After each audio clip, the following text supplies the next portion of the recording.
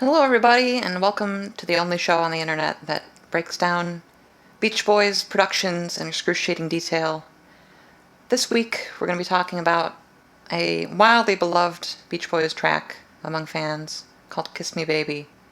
It's a special track to a lot of people because of the sort of grown-up lyrical sentiment and great backing vocals. But I'm not going to talk about any of that. I'm going to talk about what makes it special instrumentally. And one of the most special things is Brian welcoming into his instrumental fold a couple of instruments we haven't seen before in a context other than when they were doing like the Christmas album with big full orchestra there. Well, for the first time we see the French horn, and this is not an English horn, but it's a close relative, an oboe. And it's the first time that Brian sort of expands his pop experimental productions into a more orchestral direction. So we're going to talk a lot about that, and then some of the usual things, guitars, basses, keyboards, etc. So stay tuned, because here comes Kiss Me Baby. Here we go. You're grass and I'm a blower mower. Take.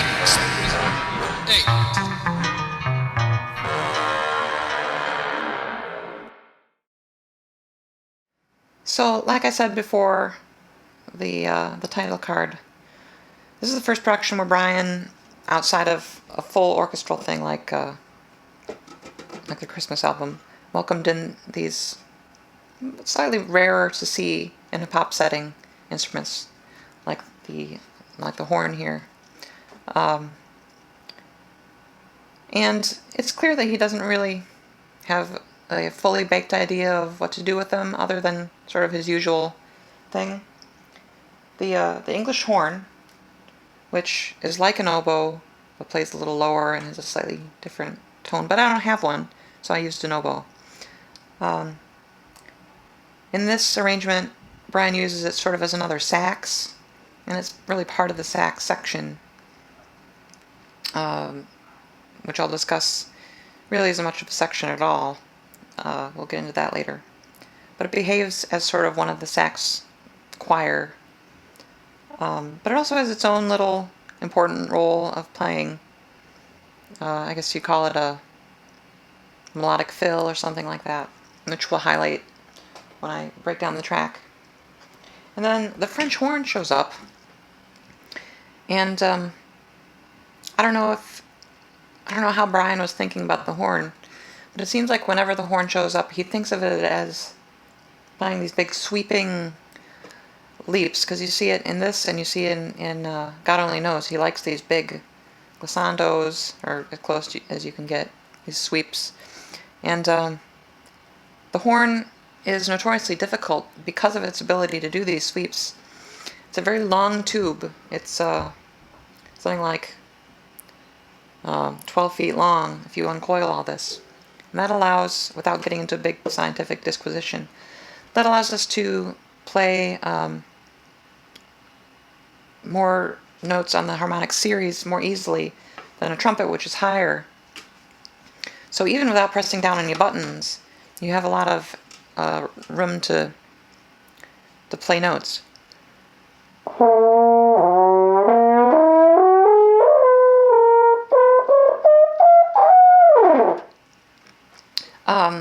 That freedom also makes it hard to hit the right note when you want to, so it's very easy to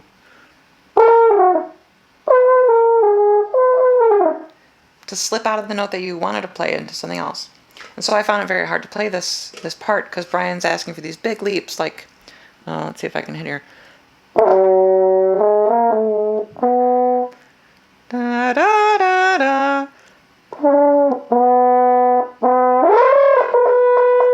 Something like that. It's like it's over an octave.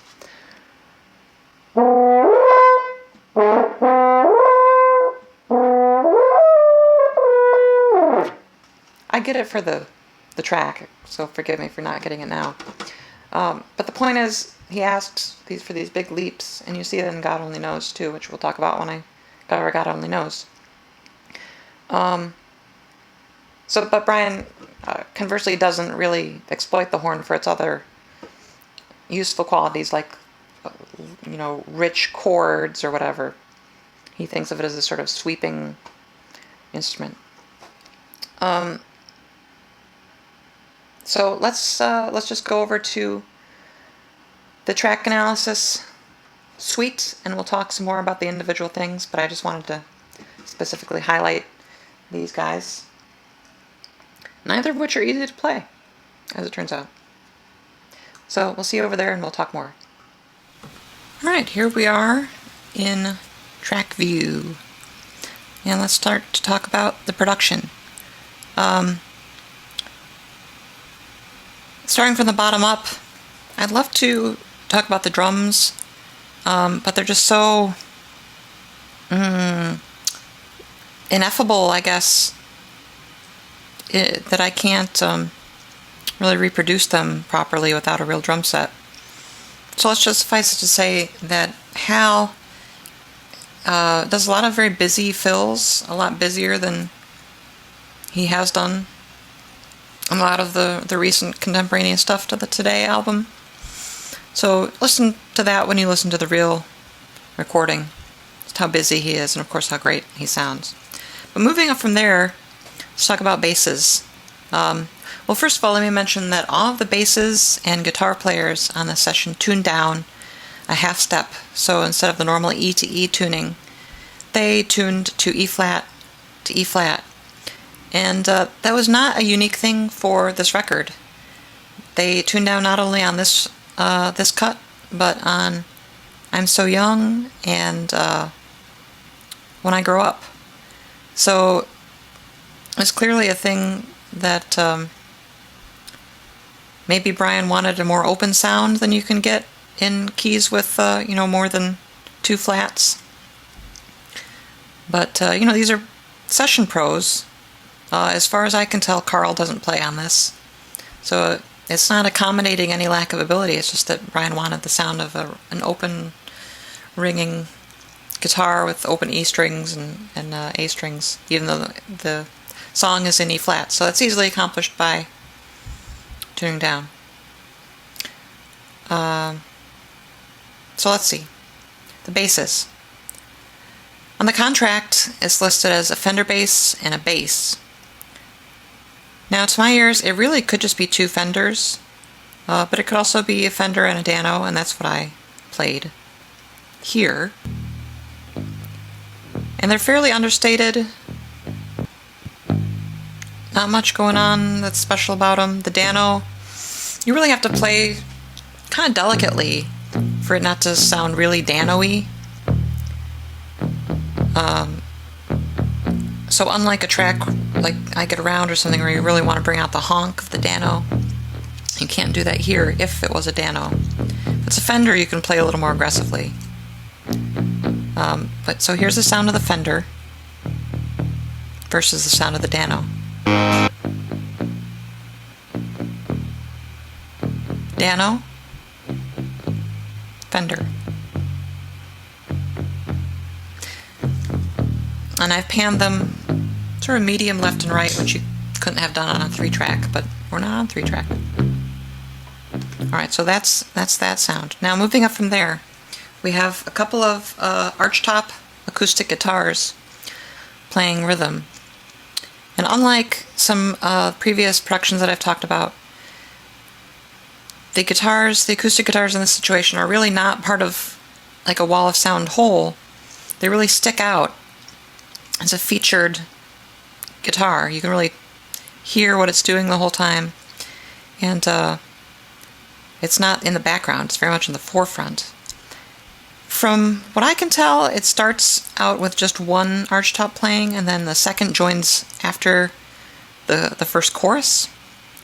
Let's see, so it could have been Barney Kessel or Billy Pittman, but certainly those two are the ones on the acoustic guitars.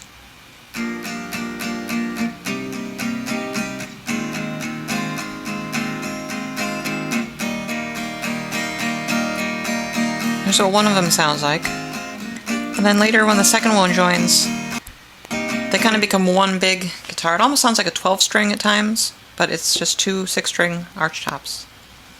And there, you can hear the second one has joined in. Here's the one by itself. Now two together.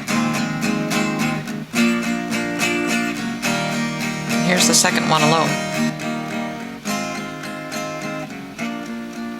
I've mixed it a little lower.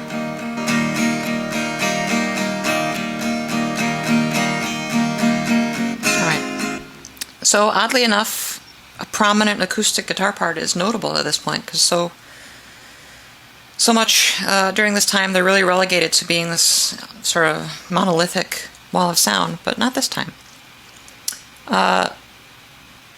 Billy Strange's electric guitar part is vibratoed. Sounds to me like a Fender Jaguar or a Jazzmaster through some kind of vibrato in an amp. And on the record it's mixed pretty low. I've mixed it a little higher so you can hear it. And he really doesn't play much. A lot of people got paid to do very little on this song, and Billy's one of them. A couple of chords, and then he doubles the English horn on the little descending riff before, I guess what you call the pre-chorus.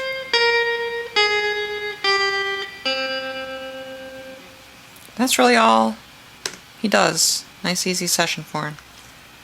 Alright, so we've covered the rhythm section stuff. Now let's talk about the horns, and that's where things get fun. Actually, let's talk about the piano. This is a rare instance of the piano playing something melodic and not pounding away in Brian's style, being either Brian himself doing the pounding or him having translated his typical pounding style to Don or Aldo Lori or one of the pianists.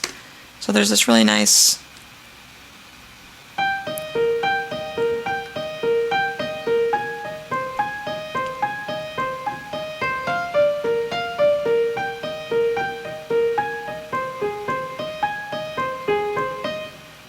you really do rarely hear the piano play stuff like that on Beach Boys records up to this point. And I also wanted to call your attention to this great classic Brian 11 chord. That really rich harmony. Okay, so now we'll talk about the horns. So first of all, for whatever reason, Brian elevated the baritone sax part on this to almost a lead instrument. It's mixed super loud and kind of drowns out the rest of the horn section.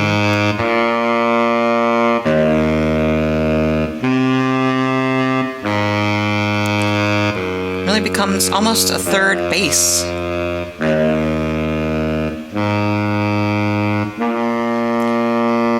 Normally, I think Brian would have done more harmonized saxes, but he singled out the baritone sax, and that does the bulk of the work. Steve Douglas, who I think played tenor on this track, had very little to do indeed. He's barely audible. Plays for about 2 seconds. So one of the really nice things about the Barry part in the song is the end. Where it goes into this nice, let's sort of start. This nice little figure.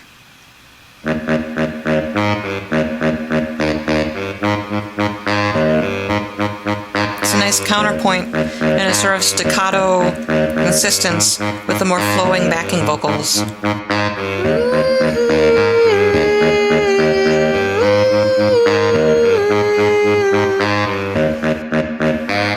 Anyway, so there's that. And then I'll just play the baritone and the tenor. I think this is what the tenor's playing. It's so inaudible on the track as to this really only being justifiable as a guess.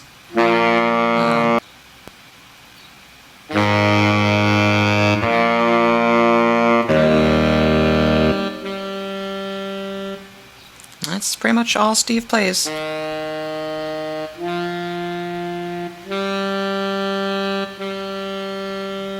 Now normally here, I think, you go on and have the full sax section outline the chords in that part, but he just drops them and it's just the baritone sax playing that bass line.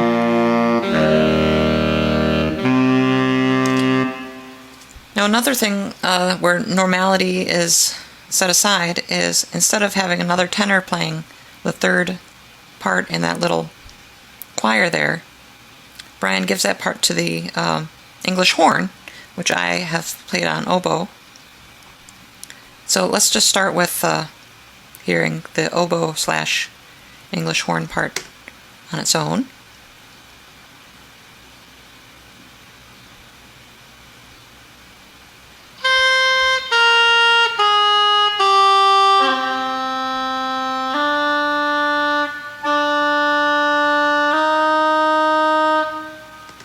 I should mention that my oboe I found on eBay a while ago. It's probably at least 120 years old. I'm not able to date it exactly, but it's a beautiful old instrument. Probably needs some work to be really playable, but I'm not an oboist, so it's okay, and it's a cool piece of history. All right, so here's the horn, the oboe acting as an English horn, plus the 2 saxes, in part of the sort of typical Brian Wilson 3-part reed section. Only this time, instead of 3 saxes, it's 2 saxes and an oboe, or an English horn.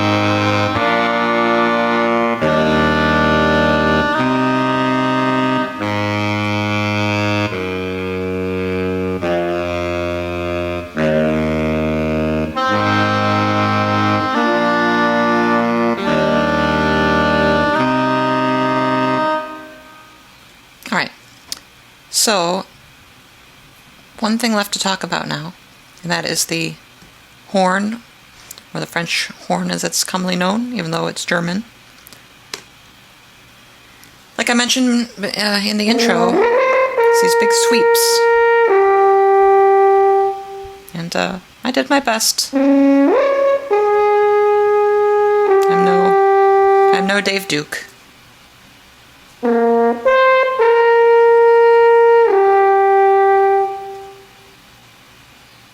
Again, not a lot to play. Probably a pretty easy session for him. But an effective counterpoint. And now here's the horn, the English horn, and the saxes all playing that little part together.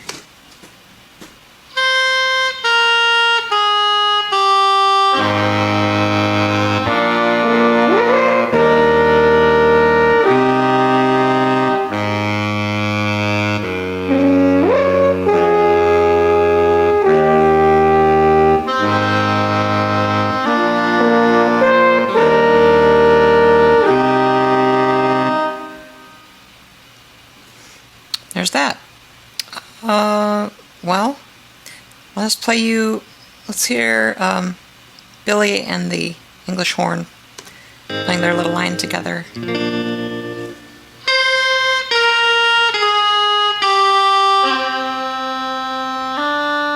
that's a cool little orchestration double there. Anything else I could highlight? No, I think that's about it. Alright, I'll just play everything together as I assembled it for you, as is usual. Stay tuned. Coming up next is a track very much unlike this one in production content. She Knows Me Too Well. But similar in lyrical content, and for that reason, a lot of people really like it as well. I'll be breaking out the screwdriver on the mic stand as percussion for She Knows Me Too Well. Look forward to that, and look forward to all the rest. And I'll see you soon. Thanks a lot. Bye-bye.